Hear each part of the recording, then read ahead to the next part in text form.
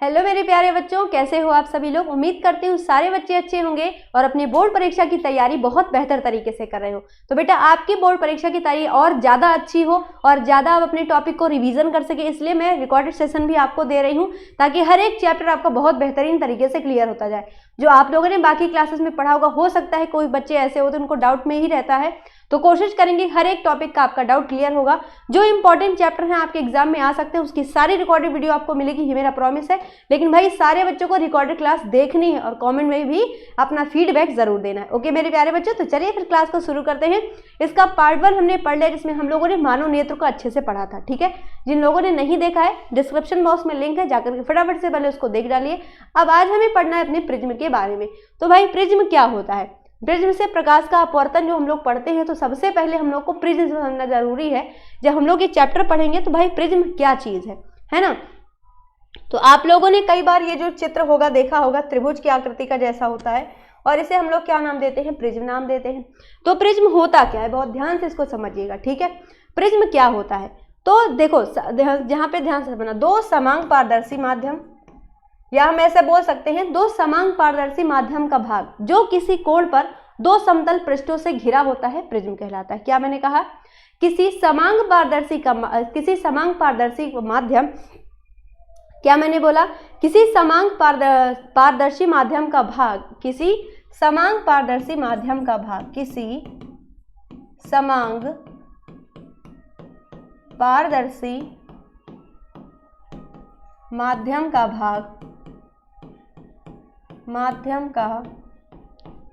भाग, जो किसी कोण पर, अभी आपको इस चित्र से समझाएंगे तो अपने आप थ्योरी याद हो जाएगी। ठीक है, जो किसी कोण पर दो समतल पृष्ठों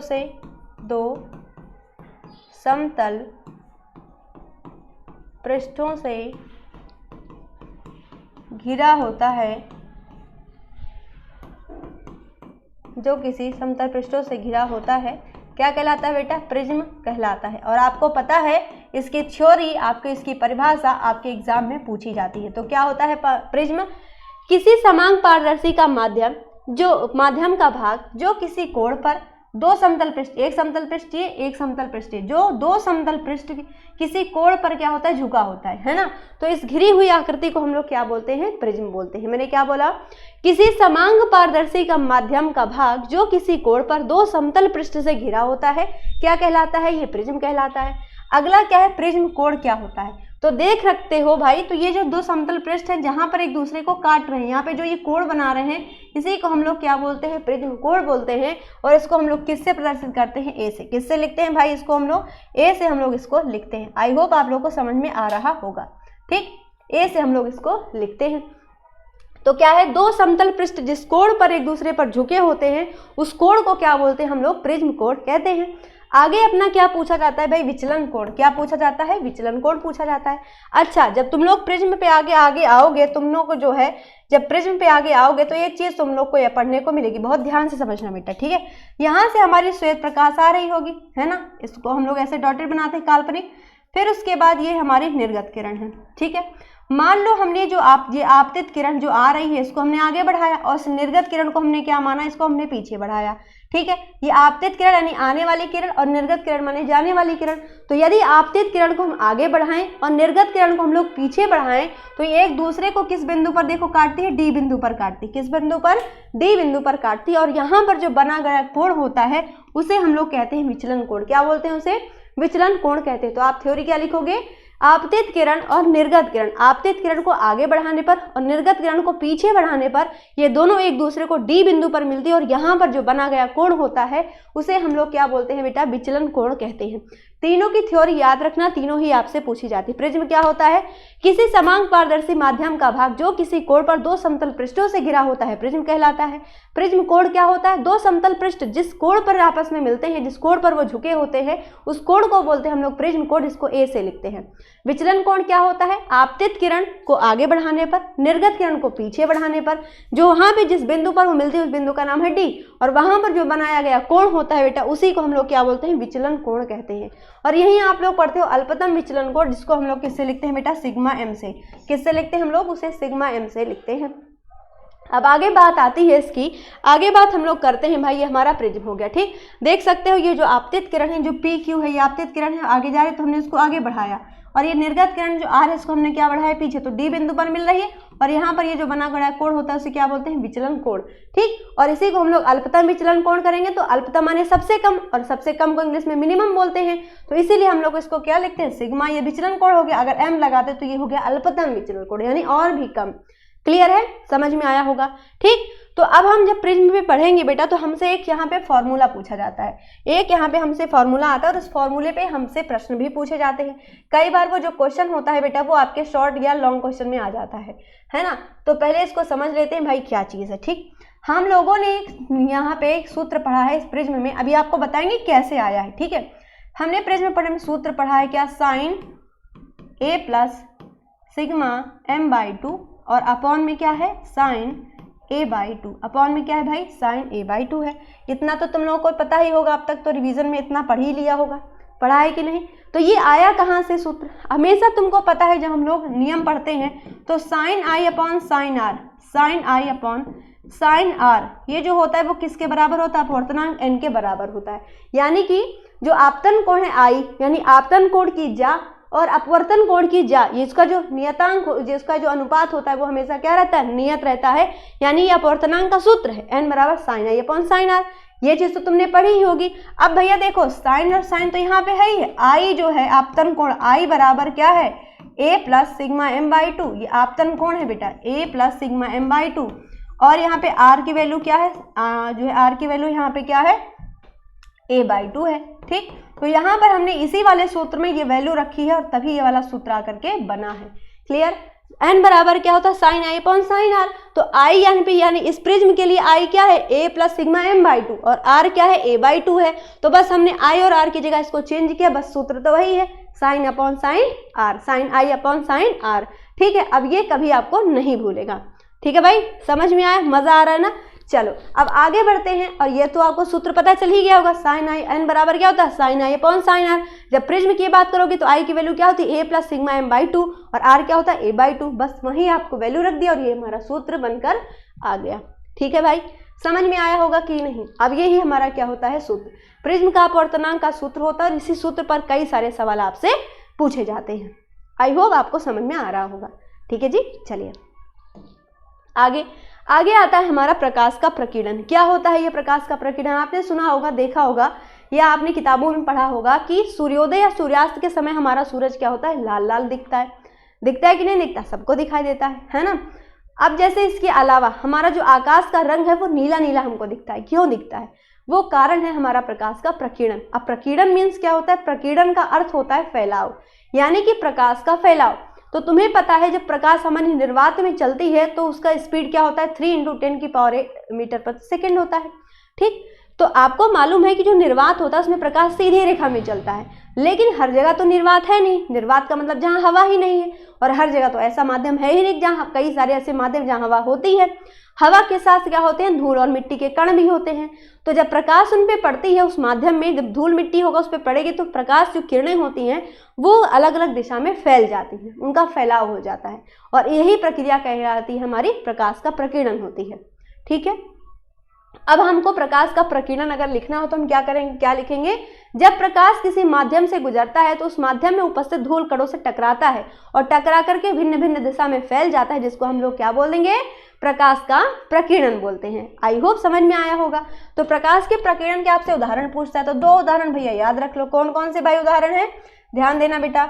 एक तो है सूर्योदय और सूर्यास्त के समय, अरे बेटा सिलेक्ट हो जा भाई, सूर्योदय और सूर्यास्त के समय सूर्योदय का, सूर्य का लाल दिखाई देना। सूर्योदय व सूर्यास्त के समय, सूर्यास्त के समय सूर्य का लाल दिखाई देना, ठीक है, सूर्य का लाल दिखाई देना। और अब दूसरा क्या है भाई, हमारा है यहाँ पे कौन सा, सूर्योदय और सूर्यास्त के समय सूर्य का लाल दिखाई देना। दूसरा क्या है, आसमान का रंग नीला दिखाई देना। आकाश का रंग नीला दिखाई देना। भैया जिन लोगों ने अभी तक थ्योरी अच्छे से नहीं पढ़ी है, अभी भी मौका है बेटा पढ़ के जाना, ठीक है, क्योंकि तुम्हें पता है ये सारे पॉइंट इंपॉर्टेंट है, तुम्हारे एग्जाम में पूछे जाते हैं, इसलिए एक एक थ्योरी बेटा बहुत क्लियर तरीके से आपको समझा रहे हैं। आराम से प्यार से इसको समझते हुए चलना, ठीक है।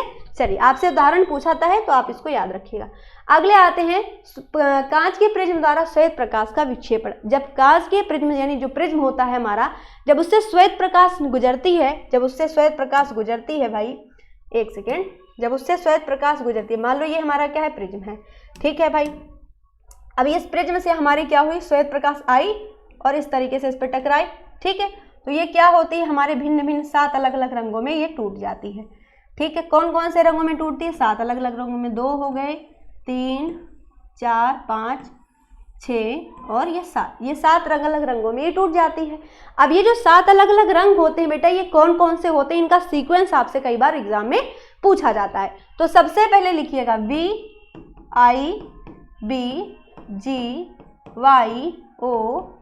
विवग्योर। क्या पढ़ते हैं इसको, विवग्योर।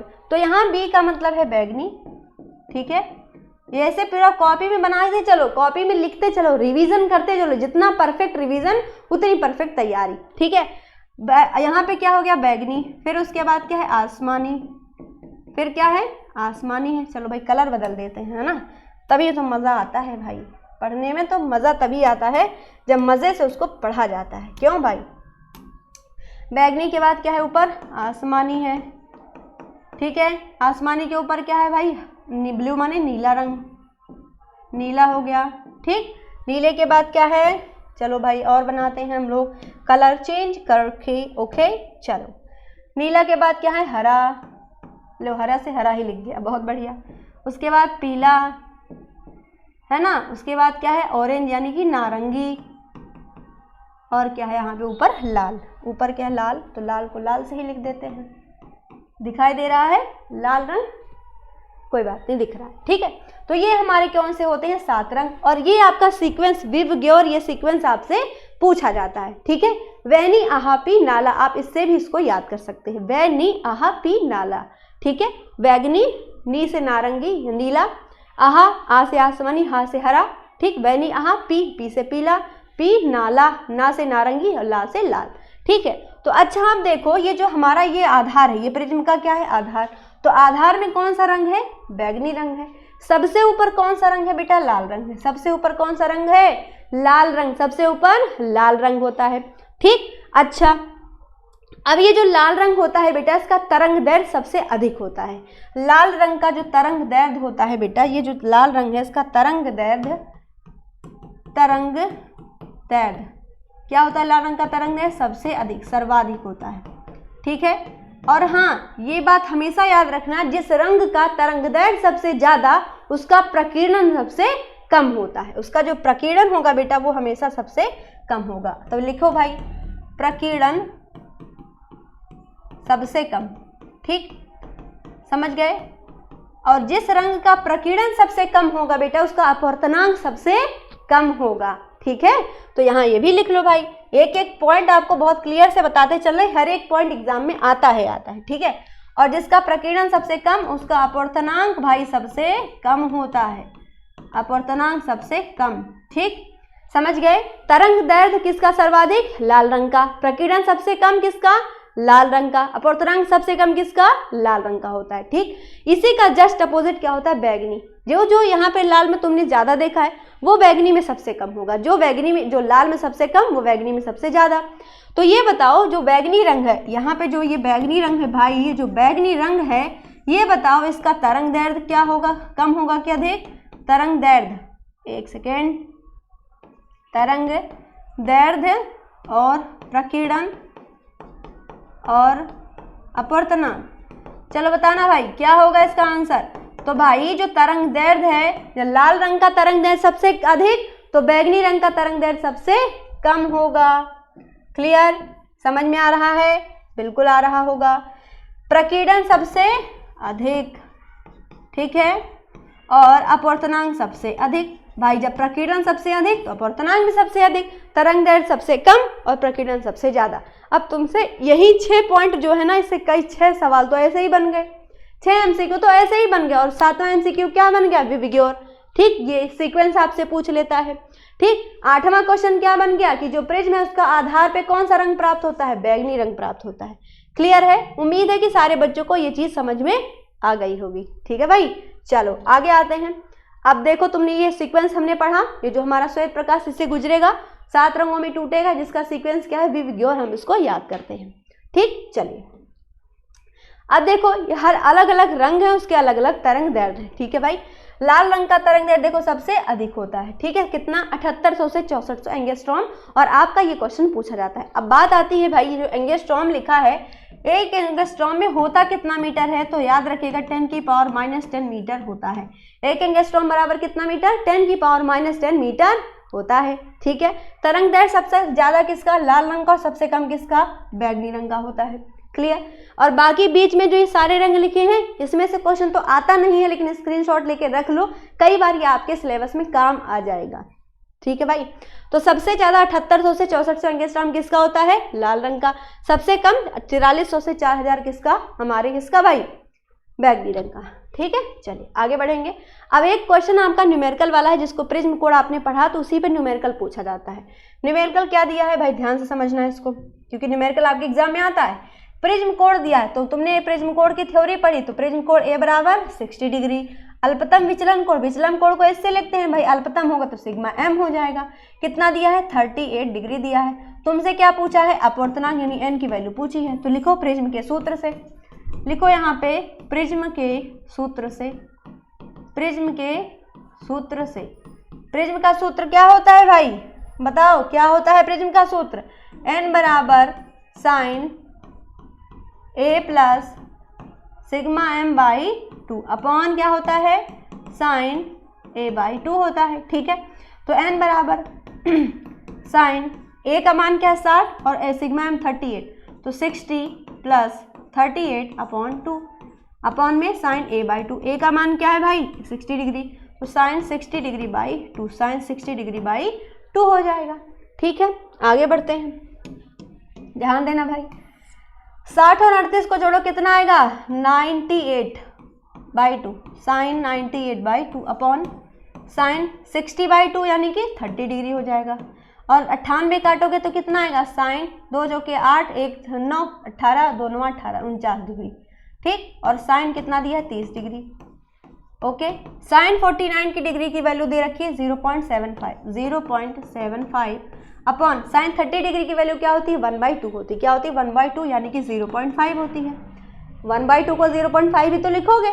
अब ऊपर दशमलव के बाद 2 अंक, नीचे भी दशमलव के बाद 2 अंक, और बराबर हो गया 75 बटे क्या हो गया 50। अब इसको काट लो भाई, काट लो। आंसर यहाँ पे कमेंट करके बताना, देखेंगे कौन बच्चा यहाँ पे वीडियो को देख रहा है और लास्ट में कमेंट करेगा। जो करेगा देखेगा वही आंसर करेगा।